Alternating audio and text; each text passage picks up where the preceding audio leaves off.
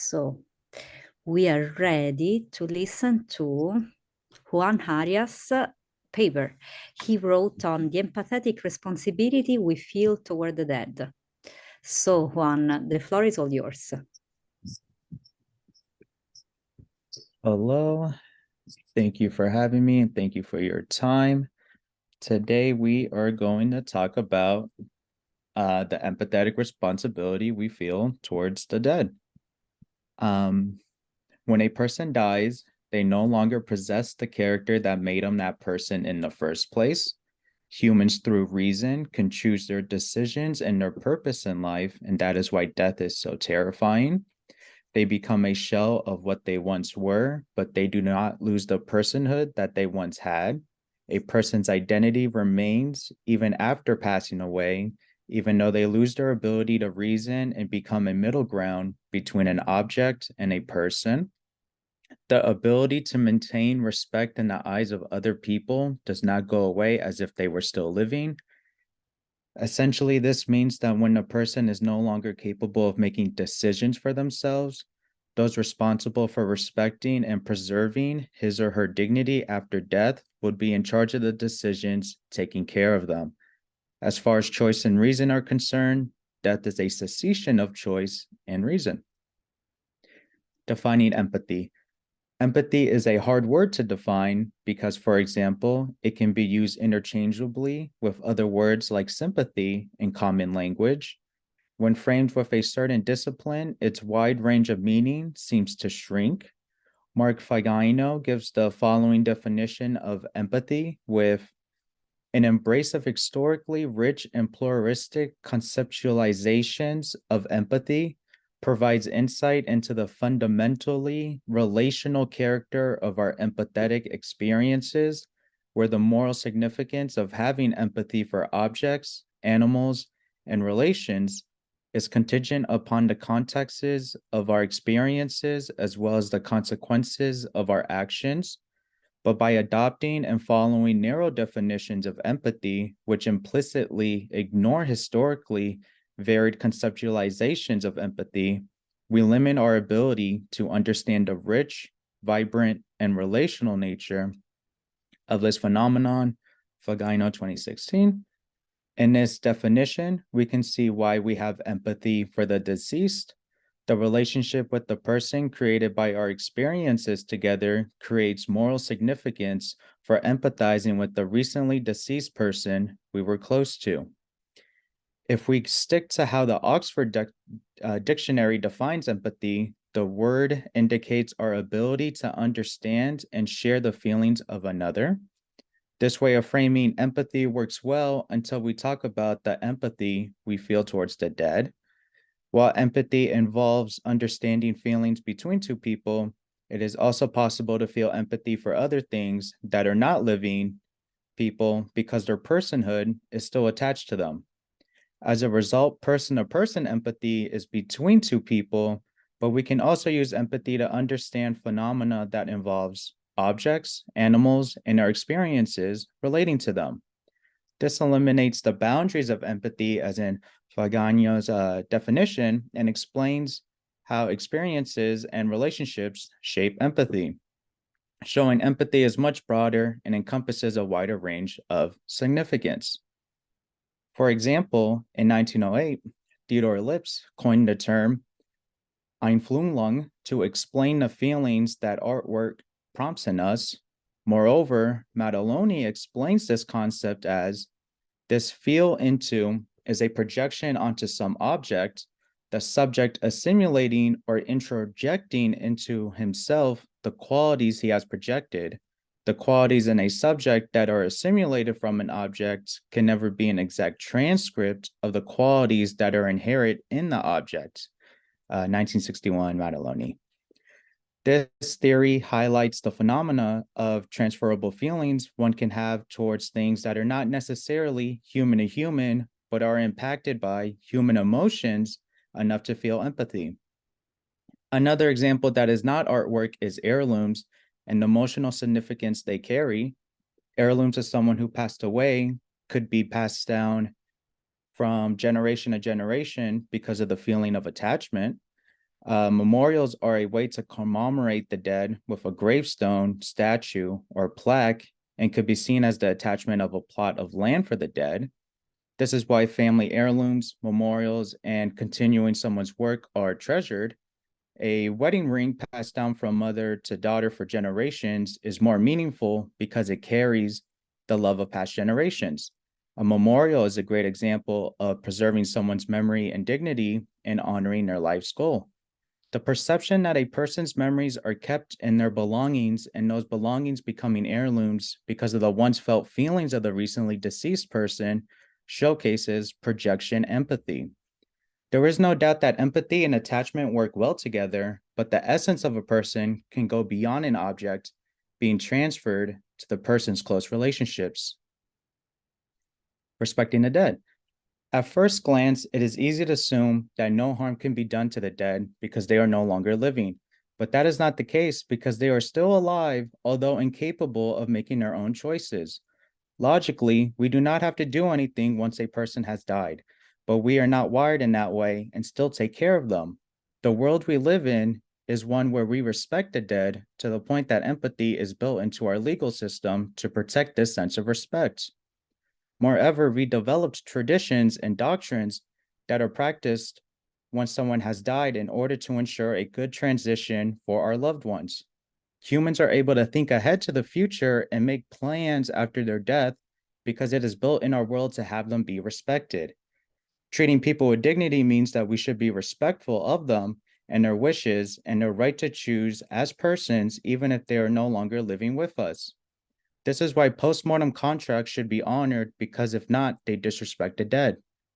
Ernest Partridge in 1981 talked about the repercussions of violating postmortem contracts, saying, such an act would be a violation of a contract made with the deceased during his lifetime, and the violation of such contracts, when widespread, can make a profound difference to the living. Let's say a person is an organ donor because they sympathize with the people who need organ transplants and they are about to die. If their wishes were to be disrespected, not only would the now deceased person's reputation and wishes not be fulfilled, but now living people who would have benefited from the transplants would be affected too. This is a great example of harm being done to the dead and living because of not respecting someone's death wishes. Dignity and respect are two things being violated here. Dignity can be defined as the worthiness or humanity of a person, and respect would be the consideration of that said dignity. Therefore, the wishes of the person were not respected, which led to a life not being fully fulfilled. Immanuel Kant believed in the pseudo-immortality of the soul. Edward Beach summarizes Kant's argument for postulating immortality, saying, the complete fulfillment of the moral law is a necessary object of the rational will. So it follows that one must have the capacity for perfectly intending to achieve that complete fulfillment. To undertake a perpetual approach toward a goal that one requires that one think of oneself. Beach 2008.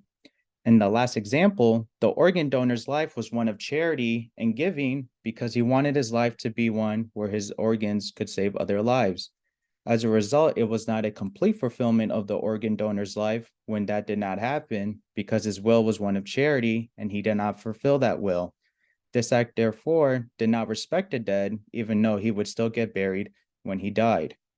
Burying the dead being a big part of respect unless there are other ways the person wants to be put to rest. In light of the fact that people have aspirations that sometimes cannot be fulfilled, it is up to the people who care for them to fulfill the aspirations on their behalf. The fulfillment of their wishes is not mandatory, but we do it anyways because we feel a sense of empathy and respect their dignity to fulfill it for them. It would not be uncaring to not be responsible for the wishes of our dead, as expressed in their last wishes. We would take away their dignity and act in an unsympathetic manner because we would not listen to the feelings when they were alive. As a result, their wishes have now been transferred to their loved ones who are now feeling that they need to respect their wishes. It is possible that this is the reason why there are such strong feelings when someone dies, because a part of them, along with their feelings, transfers to us when they pass away. When someone we love dies, we are reminded of the memories of that person and we have strong feelings as a result. As someone close to us dies, we are filled with emotions because of the shared memories and experiences with that person, which causes us to grieve.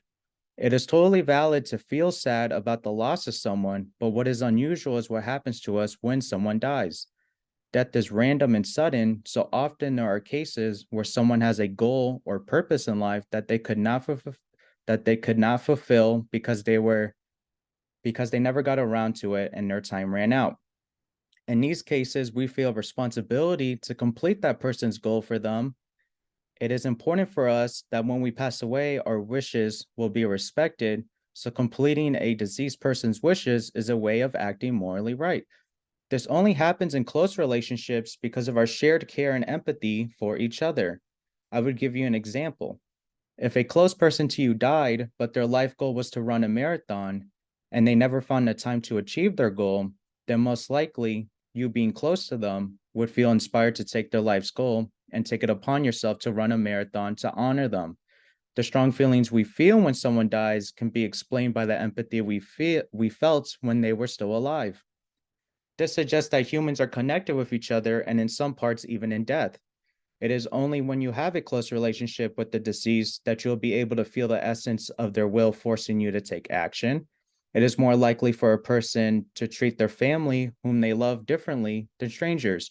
For example, if a person needed help and we did not know them, we might act reluctantly or not help them at all. However, if a family member needs help, we are more inclined to help them. Close relationships are an important factor in human interactions, giving us the opportunity to feel sympathy for every human being, but empathy is definitely stronger the closer we are to the person, extended beyond person-to-person connections. Conclusion. In this paper, I showed humans need relationships in order to live a fulfilled life, even when they are no longer alive. Death can leave a lasting impression on people who are close to the deceased, leading to bewilderment, which is normal during times of death, but it is the will of choosing to respect the dead and how they want to die and how we must fulfill their wishes, which is amazing. It is easy to see true empathy between two people, but empathy can still be seen through a living person and someone who has died. This is because the deceased person still has their personhood. The identity remains after passing away, and they are able to live a fulfilled life through the close relationships they built, which finishes their last will. Thank you. Thank you so much, Juan, for the excellent presentation. I give the floor to all of you. If you have questions, I already made so many remarks to their papers that for now I will be quiet.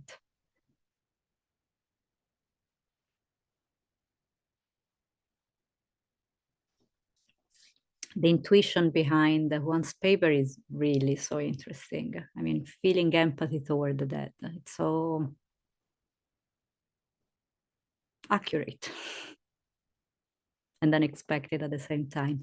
Yeah, please, Francesca, go ahead. Yes, thank you. Thank you, Juan, for your paper. Really interested. It came to my mind a couple of suggestions. The first is related to the tradition, especially in the South American countries, with Los Días de los Muertos, which is this important event in which our beloved ones that passed away came and visit us. It is extremely embedded into the culture of Mexican and other Latin American country. And I was wondering if somehow you took into consideration this legacy between those who are alive and those who passed away. And my second remark was a more philosophical one. Have you considered just to read some passages of Martin Heidegger's philosophy of being toward death, which is one of the most important elements of our finitude, the fact that we are not simply mortal, but that our life in order to be an authentic life, should be built on the idea that our project is toward the death? Good questions. For the first one, I think I'm Salvadorian, so I think that did take some I did take some inspiration in considering how close the month is. I think I did take some inspiration in how I kind of view death and how death is seen more as kind of like an honoring or maybe as a remembrance of someone rather than kind of just like a time where someone just dies and ceases to exist. So that I definitely did take inspiration for that. And in terms of Heidegger, I'm familiar with his work, but I have not read a lot of his work. One of the things that I did not touch on the essay is kind of maybe more of the, I guess, like the moral implications of like the actions you would take before you died. I rather focused on what happens after you died. And I did stay a little bit away from Heidegger because I didn't kind of want to invoke more like religious doctrines. I didn't want it to be too religious.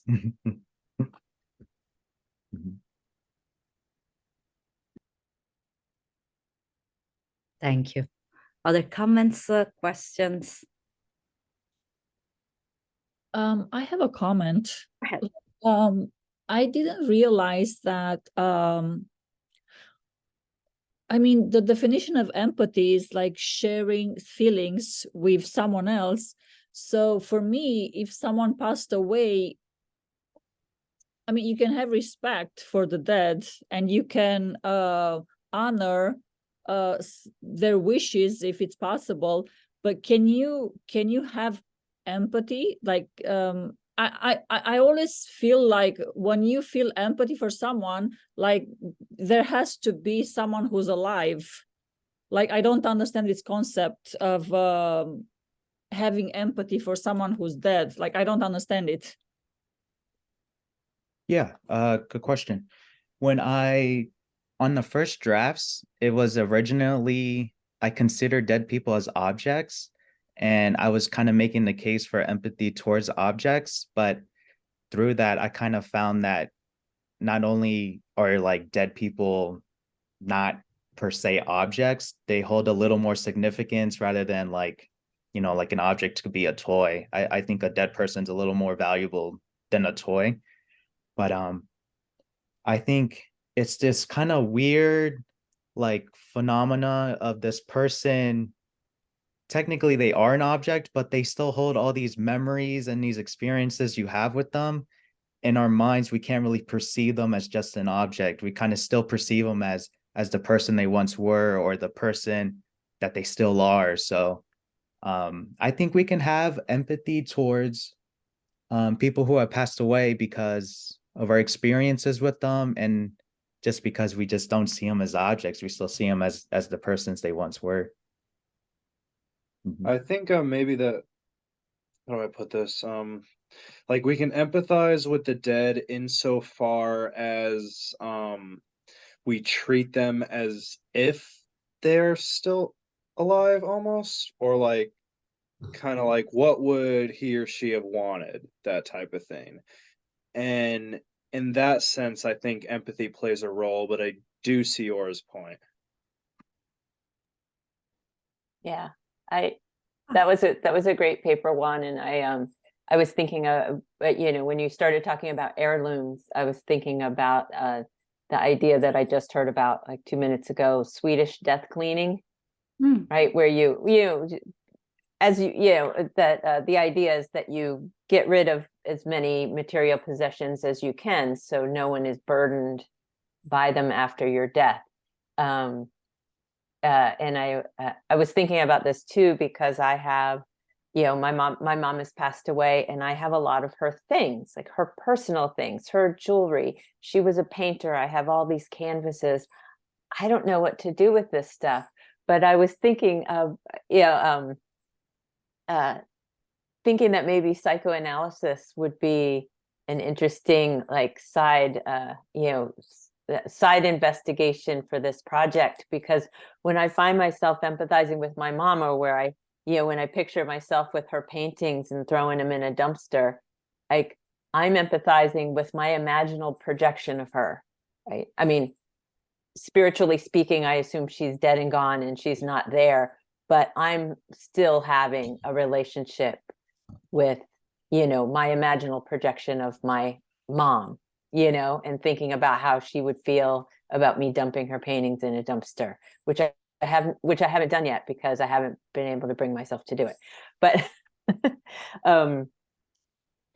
but I think that the question of object, not an object, like what status the dead have, like my thought was, the imaginal projection of them and our past relationship with them, which is sometimes ongoing. And I think lots of people have that experience. They have, conversations in their head with dead people, whether they think they're a spirit or still existing in some form or not. You just sort of find yourself back in that, you're still in that relationship, even though the person's gone.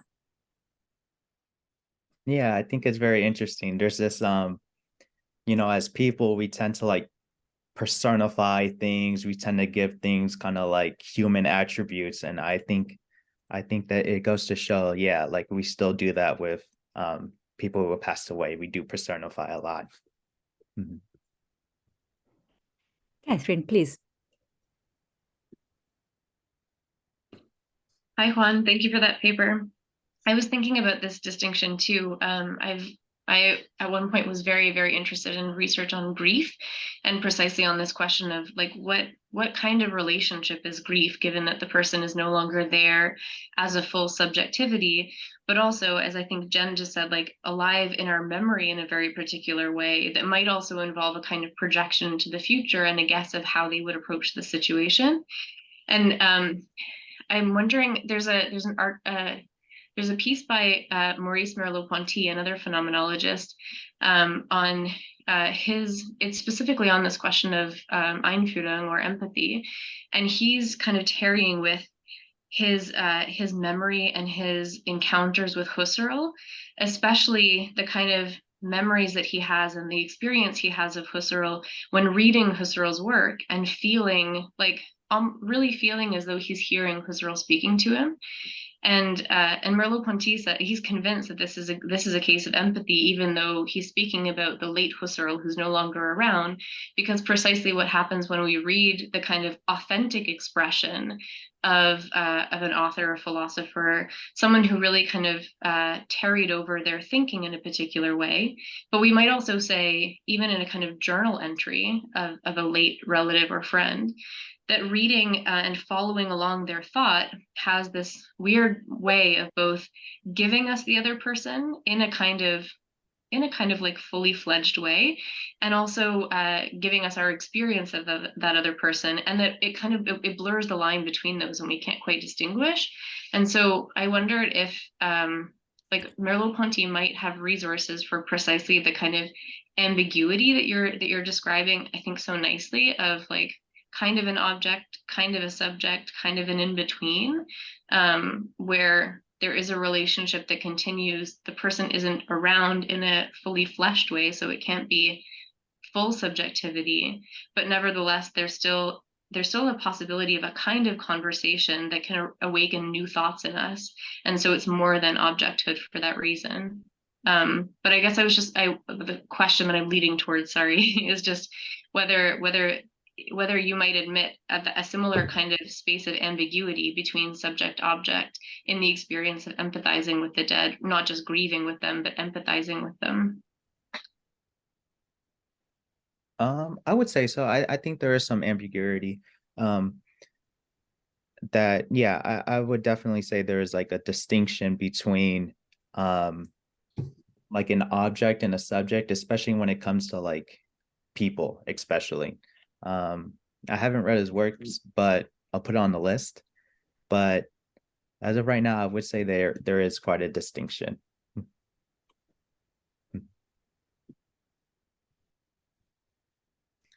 We might have time for one last question or remark.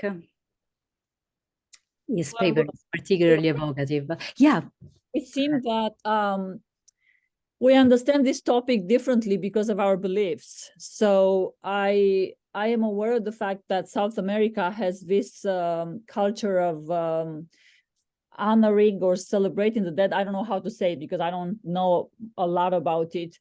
But for me, as a Protestant, like Protestants do not focus on the dead anymore.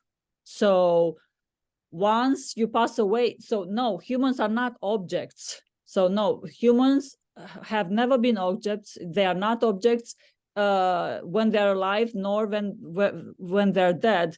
So once they pass away, we have to focus on us because we are left with the pain. We're left with the pain and with the grief, and we have some people suffer more than others, and they have to go through some counseling if they're not able to cope with that situation. But I think it's more valuable to focus on the people who are alive because we have so many needs in the society. Like I understand cherishing and honoring a dead person, especially like a close one as a family member, but you have to limit that kind of I don't know how much energy and focus you give to that, because there are so many people suffering who are alive who should be focusing on. So that's, I think we perceive this situation from that's why I said I've never heard of this, like having empathy for the dead, because for me having empathy is for someone who's still alive, who still suffers. So you have to focus on that person, not on the dead who's already passed away. So yeah, it's very interesting how we understand this topic differently. Yeah, I think it definitely is. One of the things I've been lucky for in life is to not really have anyone close to me like die. So when it comes to that, I think what I did see most often is with like other people and other friends, how death kind of changed them. I think they're like when it comes to like honoring or like remembering, it is like dependent on the person. But I think there is a case to be made like of like fulfilling someone's wishes, you know. Every time, you know, someone dies, there's always this honoring of the will, what the will says. And then kind of like I give the example like running a marathon. I know like with personal experience, like people who just they kind of like they would do something they normally wouldn't do because someone died, you know. And it was, I always found it interesting, you know. It's like you're gonna train for a marathon for like 6 months. You don't even like running. Why would you do that? And it's like I got to do it for them, you know. So I think there is like this kind of fulfillment thing. All right. Thank you so much, Juan, for your wonderful presentation. Thank you.